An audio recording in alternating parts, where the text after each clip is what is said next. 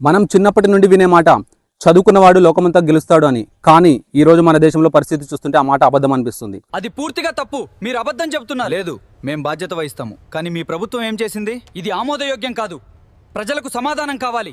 ఒకవైపు రాత్రనక పగలనక కష్టపడి పోటీ పరీక్షల్లో నెగ్గి దేశాన్ని నడిపించాల్సిన మేధావులు, మరోవైపు కనీస అక్షరజ్ఞానం లేని నేర చరిత్ర కలిగిన వ్యక్తుల ముందు చేతులు కట్టుకుని నిలబడాల్సిన దుస్థితి.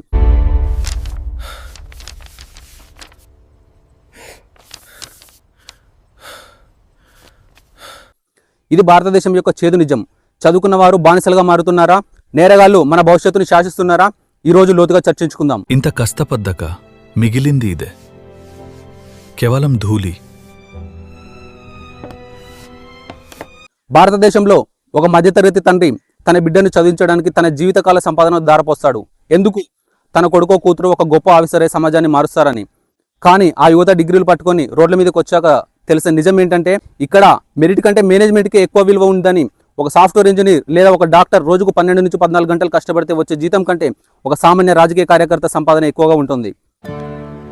మాకు న్యాయం కావాలి, మాకు ఉద్యోగాలు కావాలి. చదువుకున్న వాడికి నిబద్ధత ఉంటుంది, భయం ఉంటుంది. అందుకే వాడు వ్యవస్థకు లొంగిపోతున్నాడు. డేటా చూస్తే గుండె ఆగిపోతుంది. ప్రతి ఎన్నికల్లోనూ గెలిచే ప్రతినిధుల్లో దాదాపు 40% పైగా క్రిమినల్ కేసులు ఉన్నవారే ఉంటున్నారు. హత్యలు, దోపిడీలు, భూ కబ్జాలు చేసిన వారు మనకు చట్టాలు చేస్తున్నారు. గత 20 ఏళ్లలో మన పార్లమెంట్లో నేర చరిత్ర ఉన్నవారి శాతం ఎలా పెరిగిందో చూడండి. 2004లో 24% ఉంటే 2019 నాటికి అది 43% చేరింది. ఇందులో హత్యలు, కిడ్నాపులు వంటి తీవ్రమైన కేసులు ఉన్నవారు 29% ఉన్నారు. విచిత్రం ఏంటంటే ఒక చిన్న ప్రభుత్వ ఉద్యోగం రావాలంటే పోలీస్ వెరిఫికేషన్ క్లీన్గా ఉండాలి. కానీ దేశాన్ని వెళ్లే నాయకుడికి మాత్రం జైలుకు వెళ్లి వచ్చిన అర్హత ఉంటుంది.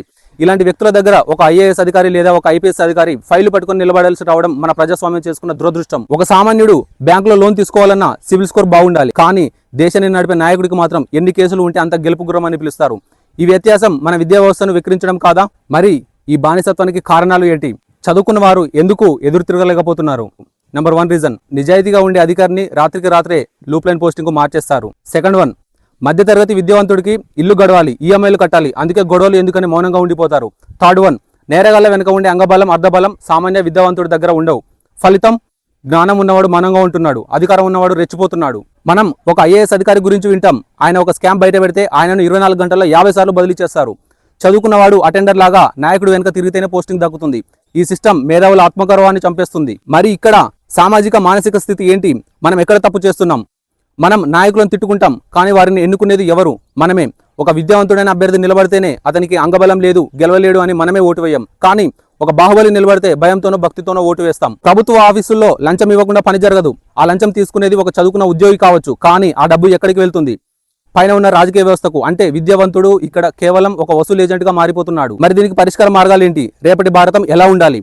నెంబర్ 1 పాయింట్, చదువుకున్న వారు రాజకీయాలను మురికి అనుకోకుండా దాన్ని శుభ్రం చేయడానికి రావాలి. నెంబర్ 2 పాయింట్, కులం, మతం, డబ్బుకు అతీతంగా అభ్యర్థి క్వాలిఫికేషన్ చూడాలి.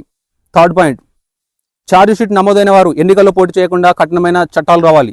భారతదేశం మారాలంటే పార్లమెంట్లో కానీ రాష్ట్రాల అసెంబ్లీలలో కానీ రౌడీలు కాదు, మేధావులు కూర్చోవాలి.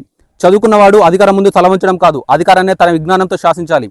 మన పిల్లలకు కేవలం ర్యాంకుల కోసం చదవడం మాత్రమే కాదు, అన్యాయాన్ని ప్రశ్నించడం కూడా నేర్పించాలి.